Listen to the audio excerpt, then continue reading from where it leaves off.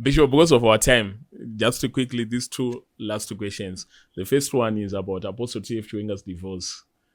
Did you come across that news? Ndakangoiwa asi ndakamwira urombo nokuti nyanga Mwari havana mukadzi naivo futi. Even God does not have a wife, so I pardon him, and because he is fallen on the ground, I cannot pass a comment. I'm a man.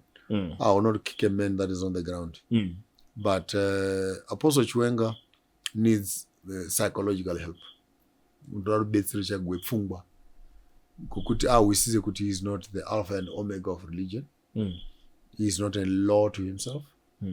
And in his supremacy of his theology and oratory, he needs mentors that when he falters, they can also assist him to restore him.